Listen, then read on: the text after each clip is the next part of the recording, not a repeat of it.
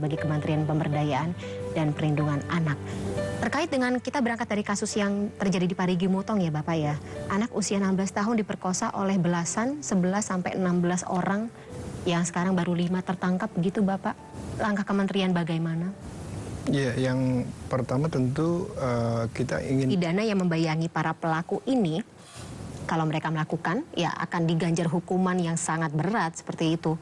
Iya. Tapi ya masih ada saja begitu ya Bapak ya? Ya artinya kalau ada yang berani nabrak itu ya dia akan berhadapan dengan ancaman yang gitu ya Bapak, yang lebih berat itu. Iya betul. Nah kalau misalnya pelakunya berasal dari kalangan pendidik begitu Bapak, ini kan pasti akan ada aturan tersendiri lagi nih, terutama ketika Bapak kemarin kita sempat berdialog ya Pak ya soal ini, dan saya sangat melihat dari ekspresi Bapak, kemudian ini concern yang sangat menjadi sebuah pemikiran tersendiri. Tapi kita bahas lebih lanjut di segmen berikutnya Pak Nahar ya.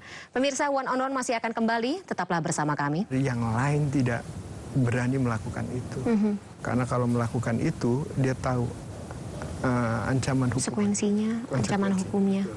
Nah itu lagi-lagi Bapak yang kita pertanyakan begitu ketika sudah ada presiden yang dicitrakan atau presiden yang muncul gitu dalam vonis yang dijatuhkan atas Heri Wirawan, kemudian tadi seorang kakek di Maluku begitu, hukuman seumur hidup, hukuman mati.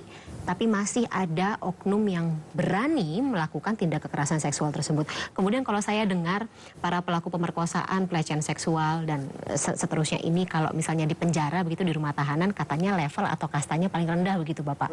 Nah konsekuensinya berat sekali semuanya. Tapi ya lagi-lagi masih tetap muncul pelaku-pelaku ini Bapak. Apa yang salah? Iya, satu mungkin kan gini, ini pernah kawin dulu aja, nanti setelah selesai ya ini itu bisa kena pidana? Ada pidananya jadi ini yang harus hati-hati gitu ya. Bahkan misalnya saya juga penasaran sebenarnya kalau kementerian sendiri melihat bagaimana penanganan dan juga tentunya pendampingan begitu dari perspektif korban butuh apa. Tapi lagi-lagi mungkin kita akan dalami di segmen berikut ya Bapak ya. Akan lebih panas mungkin pembicaraannya ya Bapak. Tetaplah bersama kami pemirsa, episode One on One kali ini masih akan kembali setelah jeda berikut. Terima kasih pemirsa, Anda masih bersama saya Fani Imaniar. Dalam segmen terakhir episode One on One kali ini kita masih akan tetap membahas terkait dengan maraknya kasus kekerasan seksual terhadap anak yang saat ini tentu saja menjadi concern kita bersama semuanya karena memang muncul warawiri di headline media massa.